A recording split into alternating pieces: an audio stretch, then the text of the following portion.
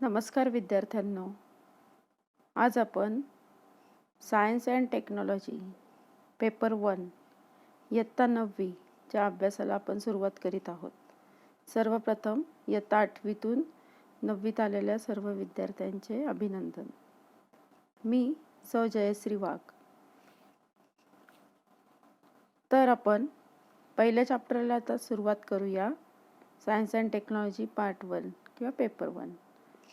पहिल्या चॅप्टरचं नाव आहे laws of motion. In this case, laws of motion, we are to study main topics: motion, distance and displacement, acceleration, Newton's laws of motion, and related equations. Firstly, we will see what is motion of an object. If we consider some examples, in here on the screen we can see 4 pictures. Here are 4 examples of motion. In which of the following or in this picture of examples can you sense motion? In which of the following examples can you sense motion?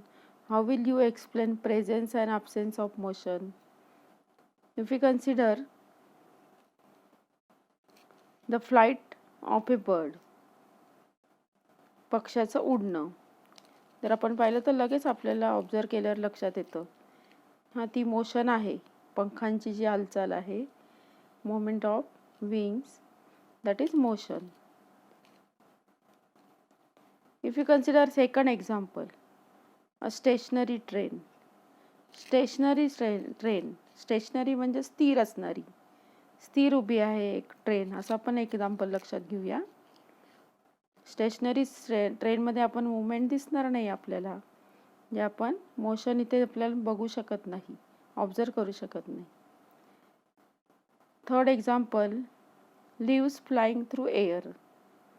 जे वाऱ्यामुळे वाहणारी जी पानं आहेत, झाडांची पानं, त्याचं उदाहरण घेऊया. ते पण आपल्याला डोळ्यांना दिसतात. पण we can explain presence of the motion in this example also. Then fourth example, a stone lying on a hill. एका उंच टेकडीवर काही स्टोन्स आपल्याला दिसत आहेत. त्यातलं एक कोणतंही एक स्टोन आपण लक्षात घेऊ. Stone lying on a hill. This is also stationary object, स्थिर आहे, तिथे कोणतीही मोशन आपल्याला दिसत नाही आहे. Now in day to day life we can see motion of several objects every day. रोजच्या व्यवहारामध्ये आपण अनेक वस्तूंचे उदाहरणं म्हणजे मोशनमध्ये असणारे ऑब्जेक्ट आपण बघत असतो. त्याचं सगळ्यात चांगलं उदाहरण मोशन ऑफ व्हेकल्स, वाहनांची हालचाल किंवा वाहनांची गती, हे आपण नेहमीच ऑब्झर्व करत असतो. Sometimes we cannot see the motion of an object directly. कधी कधी आपण डायरेक्टली हे आपण बघू शकत नाही motion.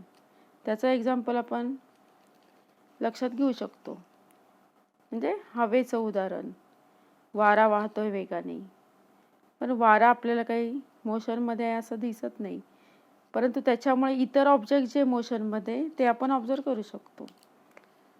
Can you list other examples of motion beside those given here. तर हे 4 उदाहरणं दिलेले आहेत.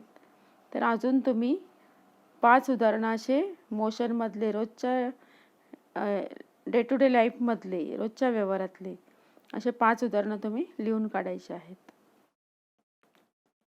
Suppose we take example, another example. You are traveling in a bus. Is the person sitting next to you in motion? तुम्ही बसमध्ये travel करतात, पण तुमच्या शेजारी बसलेली एखादी व्यक्ती आहे, तर ती मोशनमध्ये दिसेल का तुम्हाला? असं कन्सिडर करा, नाही दिसणार मोशनमध्ये. तर का नाही दिसणार ते आपण नंतर कारण बघूया. What do you take into consideration to decide if an object is moving or not? You have learned that motion is a relative concept. The same example आपण बसचंच आपण आधी लक्षात घेऊया. If we consider you are sitting in a bus, then you can see the person who is sitting near to you, or in same bus on another seat, you can see that person is stationary. He is not moving, or we cannot observe motion of that person. But if we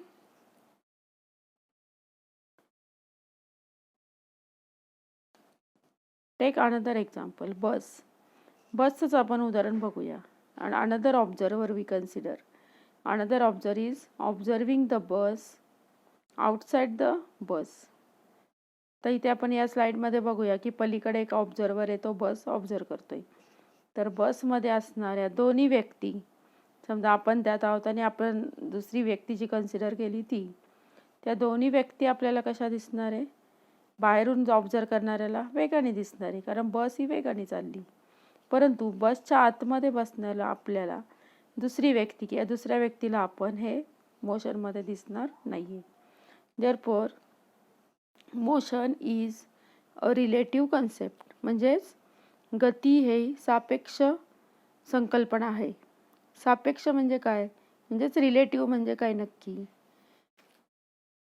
relative का वापरला इथे concept. If the position of an object is changing with respect to its surrounding, then it is said to be motion. Otherwise it is said to be at rest. म्हणजे एखाद्या वस्तूची position ही change होत असेल कशानुसार, तर सराउंडिंगनुसार, then it is said to B in motion. म्हणजे सराउंडिंगनुसार होत असेल मोशन, त्याची जागा बदलत असेल, पोझिशन बदलत असेल, तर आपण म्हणणार की ती मोशनमध्ये आहे. बरोबर. If the position of an object is changing with respect to its surrounding. आता बघा, बस ही आधी मागे आहे, ती मोशनमध्ये म्हणजे थोडी पुढे गेलेली दिसते बस आपल्याला. तुम्ही हे मागच्या बिल्डिंग पण बघू शकता, पुढे गेलेली, याचा अर्थ काय झाली, त्याची पोझिशन चेंज झाली. Therefore we can say this bus is in motion. Otherwise it is said to be at rest. जर पोझिशन चेंज होत नसेल तर आपण त्याला म्हणणार that object is at rest. Now we will see the next concept, important concept, displacement and distance. What is difference between displacement and distance? We take one example. We have given 2 points A and B. We have to measure the distance between points A and B in different ways. If we consider, this figure is given on page number 1 of your textbook, figure 1.1a. This is actual figure. If we consider this, we have to measure distance between A and B.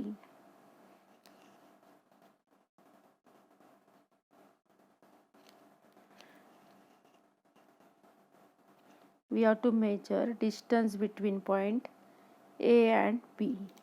We can measure distance directly. This is one way. हा पहिला part झाला की direct आपण distance, ही जी dotted line आहे त्याच्याने direct मोजू शकतो. हे मी आता ग्रीन कलरनी दाखवलेलं आहे. आता अजून दुसऱ्या पद्धतीने कसं मोजू शकतो आपण डिस्टन्स. बघा, ए पासून स्टार्ट केले आपण, समजा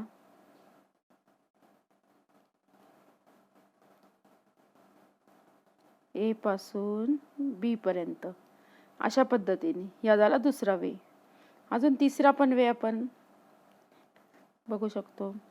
तर पहिला आपण ग्रीन कलरनी दाखवला आहे, दुसरा रेड कलरनी, तिसरा समजा ब्ल्यू कलरनी दाखवला आहे ए पासून तर बी पर्यंत. Therefore we can measure distance from A to B in different manners. Here in this figure 3 ways are given. 3 मार्ग दाखवलेले, वेगवेगळ्या पद्धतीने आपण डिस्टन्स कसं मोजू शकतो. आता याच्यावर आधारित एक तुम्हाला लेट्स ट्राय दिस, याच्यामध्ये आपल्याला काही 2 क्वेश्चन दिले, ते तुम्हाला सोडवायचे. पहिला आहे major the distance between points A and B in different way as shown in figure. म्हणजे अशी फिगर एक काढायची तुम्ही वहीमध्ये या पद्धतीने, आणि वेगवेगळे वे, कमीत कमी 3 तरी तुम्ही वेगवेगळे जे मार्ग आहे, एक त्याच्यामध्ये एक स्ट्रेट लाईनचा मार्ग असला पाहिजे. हा जो ग्रीन कलरने इथे मी दाखवलेला आहे तो स्ट्रेट लाईनचा मार्ग इथे घ्याच, हा पहिला. आणि बाकीचे अजून 2 तुम्ही वेगळे दाखवा आणि त्याप्रमाणे ते डिस्टन्स प्रत्यक्ष मोजा. आणि सेकंड त्याच्यामध्ये पॉईंट दिला आहे. Now measure the distance along the dotted line which distance is correct according to you and Y. आता आपण आधी आपल्याला हे वेगवेगळे डिस्टन्स मोजायचे. समजा आता हा रेड कलरचा मार्ग आहे तर ते डिस्टन्स आपण मोजलं. नंतर ब्ल्यू कलरचा आहे ते मोजलं. ते आहे पहिल्याचा ॲन्सर. आणि तिसरा आहे ग्रीन कलरचा जो स्ट्रेट लाईन डिस्टन्स, हे जे दाखवले ते स्ट्रेट लाईन डिस्टन्स, ते म्हणजे सेकंड क्वेश्चन आहे. ओके. मग हे जे आहे ही ॲक्टिव्हिटी तुम्ही सॉल्व करायची वहीमध्ये. सेम फिगर काढा. प्रत्येकाचा वेगवेगळा ॲन्सर येणार आहे, सेम ॲन्सर येणार नाही आहे.